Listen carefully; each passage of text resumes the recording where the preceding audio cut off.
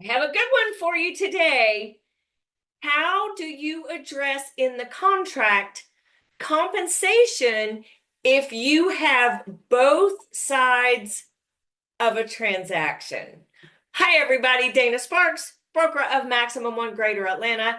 And today's contract tip, and it is a contract tip with respect to the Georgia Association of Realtors, or GAR, contract package. So today's question is, if you have, as an agent, you have both sides of a transaction, what do you do? How do you address compensation for that with respect to the GAR contracts? So let's first talk about what it means to have both sides of a deal. Well, I need to start off by saying you need to check with your broker if your broker allows for that. At Maximum One companies, we honor our agents as the true CEOs of their business that they are. And our agents are allowed to have both sides of a deal with some certain parameters. So check with your broker. One of the things I always teach as an instructor and as a broker is if you do have both sides. So what does that even look like? So let me even back up further. Let's say you have a listing. So you have an exclusive seller brokerage engagement agreement signed with a seller. You have it listed and you get a sign call. You get a call from a buyer who is unrepresented and not working with anyone, and you ask the appropriate questions so that you don't violate license law by having any reason to believe that that public buyer is working with another broker. So you get a sign call and that buyer comes in, you talk to them, you show them the house. They love the house and they want to write an offer. So if that transaction goes through, that would be having both sides of a deal. Now, is that dual agency? What does that look like? Well, you can have, again, check with your broker, but you can have both sides of a transaction without it being dual agency. Now, dual agency in Georgia is legal with disclosure and written consent. You need to check with your broker if they have a policy that allows for that. That would mean, so dual agency, you already have a client relationship with your seller by virtue of your seller having signed a seller brokerage engagement agreement. If you create a client relationship with the buyer by having the buyer sign a buyer brokerage engagement agreement, then you have a client relationship with both parties. That would be dual agency. However, if you have, in my example, you have a seller agreement signed, seller brokerage agreement signed, you get a sign call, that buyer in Georgia by default is a customer. I highly suggest you have them sign the GAR customer acknowledgement agreement to work with broker as customer so that they understand, that public buyer understands the nature of the relationship between that buyer and your broker. But regardless, as long as that buyer does not sign a brokerage agreement, they are your customer. So that's not dual agency. That is working with one party as a client and the other party as a customer. So that's the setup, and that's what having both sides looks like. And there's other scenarios too, but for this video, that is my example. So what do you do about compensation? Well, one teaser question, do you have to get that buyer to sign anything before showing them the property? Stay tuned. I'm going to do another video on that. So that's just a teaser. But what does it look like for compensation? Well, where is compensation addressed on the seller side? So on the buyer side, that's a different topic. Today's video is from the seller side. So let me share my screen.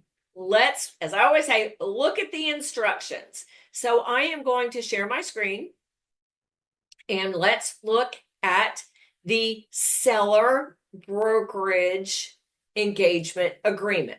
So this is GAR, Georgia Association of Realtors, Form F-101, exclusive seller brokerage engagement agreement. And this is paragraph 4, A4, the compensation section, compensation to brokers for professional services.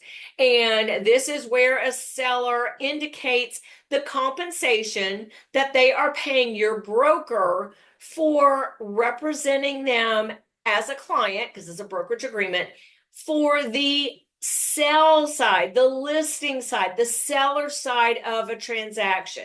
Then the next section talks about whether compensation is paid to a buyer's broker. And there's all sorts of options there. And if the seller negotiates that compensation is being paid to the seller's broker, either directly or from a traditional co-op transaction, this is the amount. So that would be filled out, or no compensation. We've gone through that in classes and in other videos. Today's video is just about having both sides. So I want to bring to your attention this little sub paragraph. It's not even a paragraph, it's one sentence. We are in the seller brokerage agreement under the compensation section, and it says, I have it outlined for you.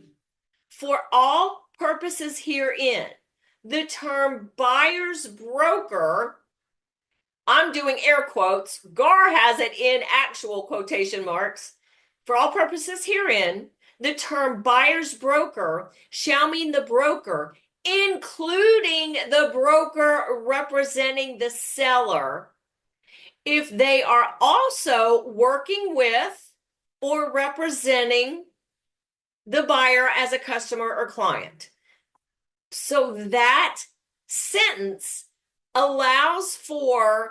indicates that the seller agrees when they sign this seller brokerage agreement that they will pay your broker the compensation listed for you, your broker, working with. This is how much they're paying for working for the seller side of the transaction. This is how much they will pay working for the buyer side of a transaction, even if it is just one broker, including the broker representing the seller. Now, don't get confused. Working with just means that the buyer is the customer of the broker. Representing means the buyer is the client of the customer. So it has it spelled out with, for all purposes herein, the term buyer's broker, as referred to up here in paragraph 4C, shall mean the broker, including the broker representing the seller, if they are also working with or representing the buyer as a customer or client. And I have a note here for you, i.e., for example, that is the proper interpretation of that in Latin, i.e., that is, if you have both sides. So another question, well, what if you do? So whatever amount is here comes to your broker for the sell side, whatever amount here comes to your broker for the buy side, and then your broker pays you via your independent contractor agreement. So the question is, what if you and your seller choose, with your broker's permission, to negotiate some sort of commission concession if there is no other agent involved? So first, again, you need to check with your broker, and you would have to add a special stipulation that, again, check with your broker and attorney, but it would look something like, let me share my screen again. Well, I just won't. It would look something like, should your name, because you're the only agent, your broker, you don't want to put broker, because if it's a designated agency situation, there could be another agent involved working with the same broker. So should agent name be the only agent involved in this transaction?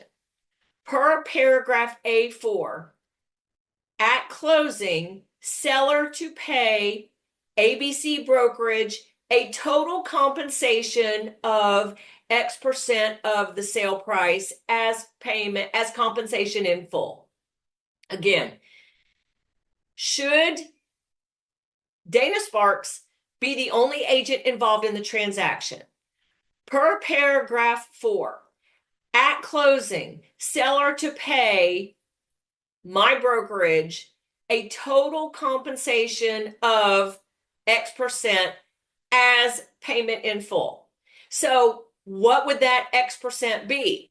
Well, that would probably be, let me go back and share the screen again. That would probably be an amount that would be somewhere between, if you don't add that special stipulation, if you and the seller do not negotiate for a different compensation amount, if you're the only agent, then at closing, the seller pays your broker the amount here in 4B plus the amount here in 4C. If you and the seller negotiate a different compensation, if you are the only agent involved, if you have both sides of the deal, then that concession might be an amount that would be more than just if you were working with one side, but less than these two added together. Why? Well, you're doing both sides of the work. So it would be more than just one side of the pay because you have to do more work.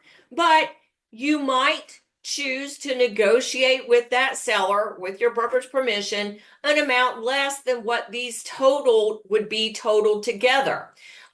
So again, that would be something, again, it would be an amount more than what's in 4B, but less than what is in 4B plus 4C. I hope that makes sense. So get with your broker. I hope this contract tip helped you out. If you do have both sides of a transaction. Oh, one of the things too, I meant to say this earlier. If you do have both sides of a transaction, what I teach, I forgot to go back to this point, you should always explain what that looks like to the customer in the transaction and make sure that that customer understands that they have the option of representation.